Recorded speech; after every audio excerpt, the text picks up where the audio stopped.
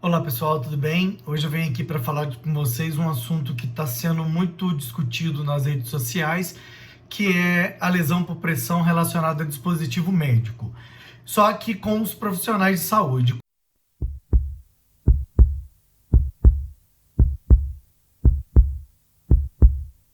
Essa conceituação de lesão por pressão relacionada a dispositivo médico, ele tem a ver com lesões que ocorrem em pacientes que estão usando algum dispositivo para fins diagnósticos ou terapêuticos, ok? Mas aí, com a questão da Covid-19, os profissionais passaram a ter uma necessidade de ter uma precaução maior em algumas situações específicas, exigindo essa máscara N95 ou similar. Essa máscara, por quê? Ela tem uma capacidade maior de filtrar essas partículas que ficam suspensas no ar, que no caso próprio partículas que vão ter aerossóis que vão ficar suspensos, onde pode conter esse vírus e o profissional e as pessoas em geral se contaminarem. E esse profissional, ele tem um risco muito grande no momento de alguns procedimentos, que é o que? Intubação, na hora da reanimação cardiopulmonar, na hora de uma aspiração, de uma coleta de material para exame. Enfim, existem situações que vulnerabilizam mais o profissional a ter o contágio, a se contaminar ali. E existem recomendações, inclusive, dos profissionais que estão nas terapias intensivas, onde tem esses pacientes, de usar durante todo o período. Ou seja, essas máscaras elas têm uma certa rigidez, que não são tão compatíveis com a pele, que podem promover lesão por pressão. E não é uma lesão muito estudada relacionada ao profissional. Existem estudos relacionados aos nossos pacientes. E aí, preocupado, a gente viu algumas publicações esses dias. Nós temos aqui um artigo que foi publicado na revista Estima da Sobeste, um outro artigo aqui, uma cartilha que foi publicado na Universidade Federal do Rio Grande do Norte. Existe também documentos de Portugal, enfim, uma série de documentos preocupando com esses profissionais e tentando minimizar. E aí essas recomendações são recomendações que a gente tem que ter muito cuidado, porque nós temos que pensar sempre na realidade da instituição e do profissional. E o que realmente é efetivo na hora de reduzir essas pressões, reduzir esses danos por pressão. Porque, imaginem, tem pessoas que passam 8 horas, 12 horas com essa máscara. A gente tem fotos de profissionais na China, mas já no Brasil existem pessoas, inclusive relatos de profissionais que com 2 horas já desenvolveram lesão, com 4 horas. Então a gente sabe que existe essa possibilidade. Então nós temos que nos preocupar em saber o que nós podemos fazer para prevenir esse tipo de ocorrência. Então aí a gente tem que pensar quais são os dispositivos, quais são os produtos que nós usamos para prevenir lesão por pressão. E aí vem à tona o que? Os produtos que nós prescrevemos geralmente nas instituições hospitalares para minimizar a ocorrência dessa lesão. E aí, nesse caso específico, as recomendações, lembra, recomendação a gente tem que ter muito respeito, muito critério, porque a gente tem que ver qual que é a realidade institucional, o que é possível, o que é viável. Então nós vamos fazer algumas considerações. Primeiramente, pele, o profissional, ele tem que fazer uma boa higiene dessa pele quando ele chegar em casa. Então, preferencialmente, ele vai usar o quê? Um sabão líquido com um pH mais próximo da pele, levemente acidificado, mais próximo do pH da pele possível. Ele vai usar um creme hidratante, preferencialmente oil free, alguns cremes hidratantes próprios para o rosto, que não tem muita oleosidade, que a gente sabe que esse vírus ele tem essa característica lipofílica, né, dessa atração, e aí dificulta a própria higienização. Então a gente tem que ter esse cuidado. Então fazer uma boa higienização, né, isso já é um bom começo. E aí, na hora de usar essa máscara, saber usar, colocar a máscara no momento certo, da forma certa, e para prevenir, para tentar adequar, para prevenir essas lesões. O que é mais recomendado? A gente tem que pensar numa coisa que o brasileiro esquece muito, que é o microclima. Então nós estamos num país tropical, quente, né? Então não é qualquer produto que vai dar certo.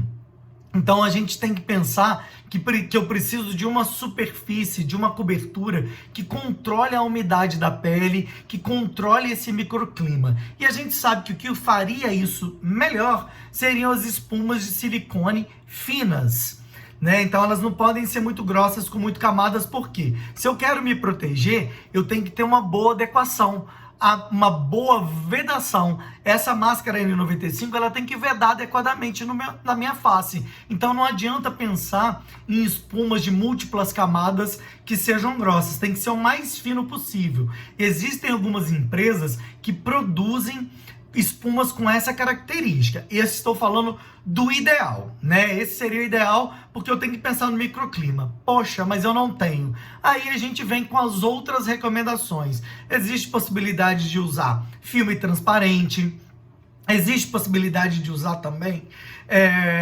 silicone, né? Existem hoje os filmes de silicone, existem as fitas de silicone, existe também o hidrocoloide ultra fino. Porém, nós sabemos que esses outros elementos, principalmente hidrocoloide, ele não tem essa capacidade de controlar adequadamente o microclima. E existem já alguns relatos de pessoas que estão tendo lesão, porque ele retém muita umidade. Então esse profissional tem que estar mais atento ainda, tá? Porque você tem que verificar ao longo do dia, ao longo do plantão, a pressão local, tentar fazer o alívio.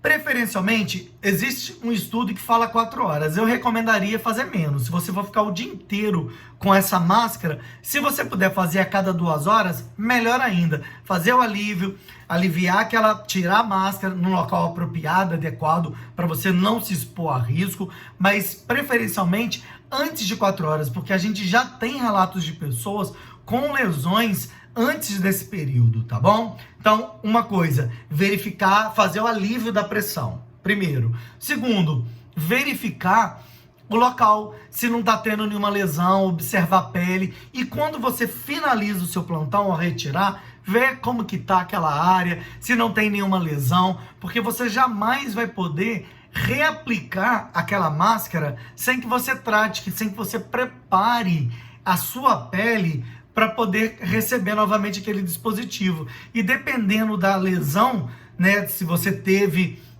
um comprometimento mais importante, você nem vai poder usar naquele momento. Talvez você vai ter que deixar de usar. Então você aí já vai envolver outras situações de trabalho. Então é complexo. A gente está aprendendo a lidar com essas questões. Temos que ler os documentos, buscar evidências, fontes seguras para a gente tomar a melhor decisão. Algumas pessoas me perguntaram do protetor spray. Pode ser colocado, ele vai na verdade, ele vai proteger a sua pele do adesivo que você vai colocar. Algumas coberturas específicas, algumas empresas que trabalham com espumas de silicone finas, elas dispensam o uso desse protetor cutâneo spray. Ele fala que você nem precisa usar, mas já para você colocar uma outra fita, né, tipo a fita de silicone, para você colocar às vezes um filme transparente, às vezes é ideal você aplicar, esperar secar e colocar. Então não seria uma contraindicação, mas você vai ter que pensar muito na sua realidade, o que você tem realmente de possibilidades e de produtos. Então este é o contexto. Então são estudos, são situações que as pessoas estão se preocupando, que está vindo à tona e que a gente tem que ficar pensando no que é viável, no que é factível, no que eu tenho, no que eu posso colocar isso como protocolo na instituição. Agora é certo que eu preciso pensar em medidas de prevenção, porque eu tenho que proteger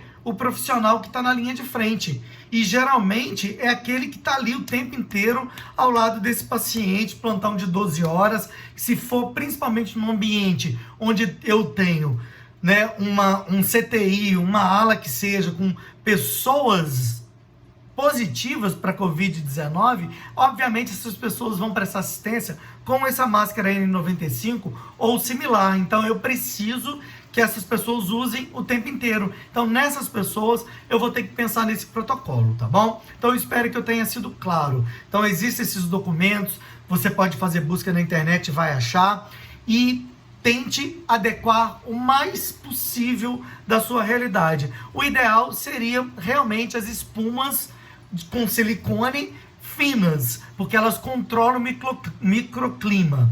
Mas se eu não tenho, eu vou ter que fazer uso do hidrocolóide ultrafino? Sim, mas observar, porque pode ser que ele não controle adequadamente o microclima e promova lesão. Então eu vou ter que parar de usar e substituir. Então é uma questão de observar e ver a realidade e o que é possível eu instituir, ok? Se você gostou desse vídeo, dá um like, curta, compartilhe e se inscreva no meu canal. Um abraço a todos.